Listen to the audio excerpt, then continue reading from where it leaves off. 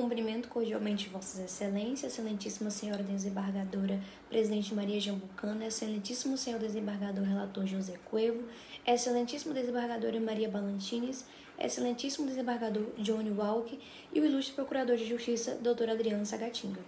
Recebam os meus mais sinceros cumprimentos.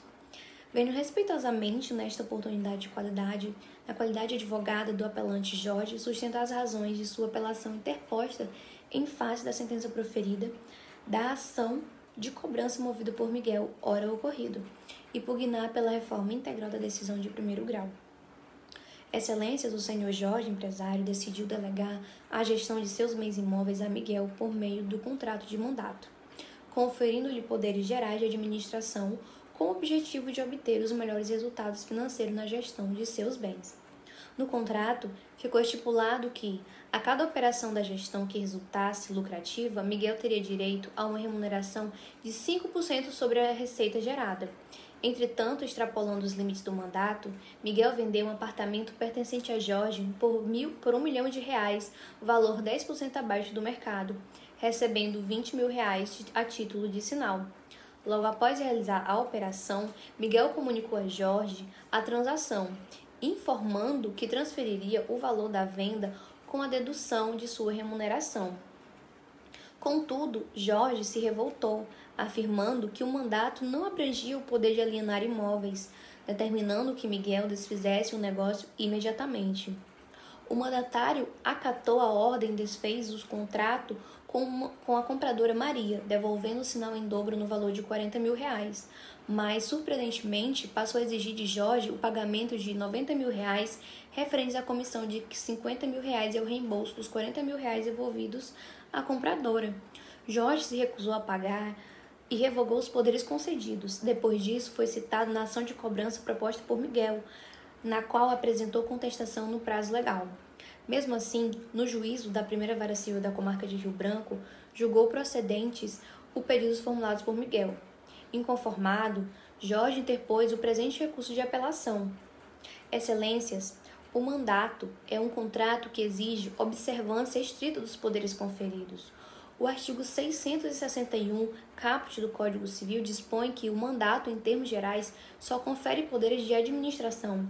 E o parágrafo 1º do mesmo artigo é claro: para alienar, hipotecar ou praticar quaisquer atos que exorbitem da administração, exige-se poderes especiais e expressos. Assim, fica evidente que Miguel não possuía poderes especiais nem expressos para vender o imóvel de Jorge.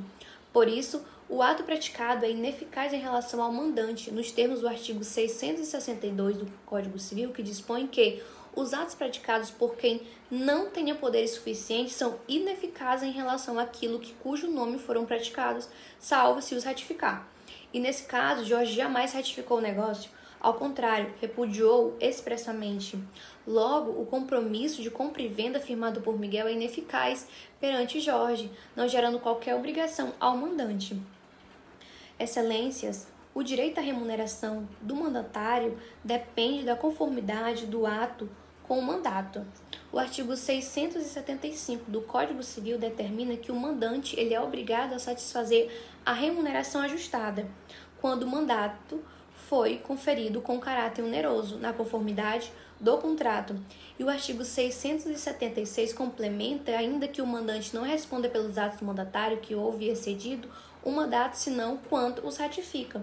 Ou seja, Miguel excedeu os poderes conferidos e não houve qualquer ratificação por parte de Jorge. Logo, não há que se falar em pagamento de 5% de remuneração, pois a venda não se concretizou. E mais, ainda não poderia requer ter sido praticada. Excelência, é importante destacar que a relação entre mandante e mandatário é fundada na confiança e na boa-fé objetiva, os princípios que norteiam todo o direito civil. A boa-fé impõe ao mandatário o dever de agir com lealdade, transparência e dentro dos limites conferidos pelo outorgante. Quando o mandatário, por vontade própria, extrapola os limites, ele rompe o elo da confiança que sustenta o mandato e, por consequência, assume integralmente os riscos de seus atos. Assim, reconhecer qualquer vantagem a Miguel seria premiar o descumprimento de um dever jurídico essencial, que é o dever de finalidade ao mandato, o que o ordenamento jurídico não admite. Miguel ainda pleiteia o reembolso dos R$ 40 mil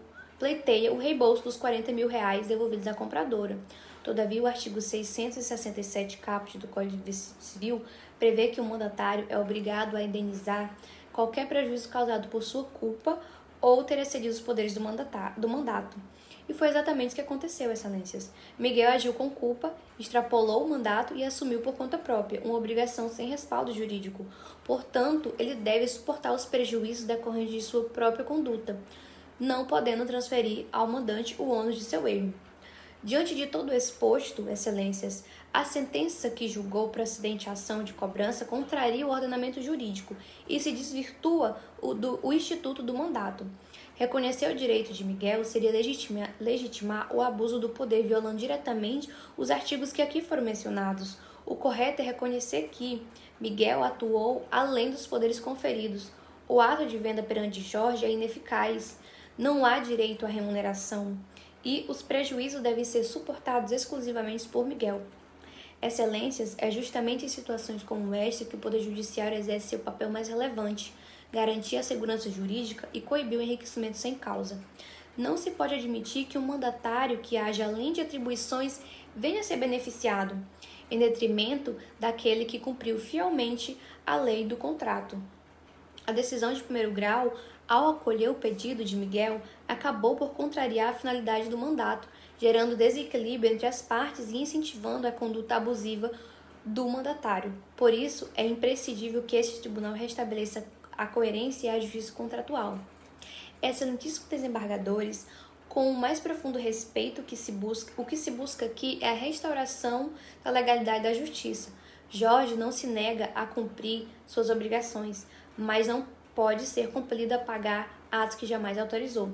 Diante disso, requer-se o provimento do recurso de apelação para reformar integralmente a sentença proferida pela primeira vara civil da comarca de Rio Branco, julgando improcedente a ação de cobrança proposta por Miguel e reconhecendo a ineficácia do negócio jurídico celebrado e a inexistência da obrigação de pagamento por parte do apelante.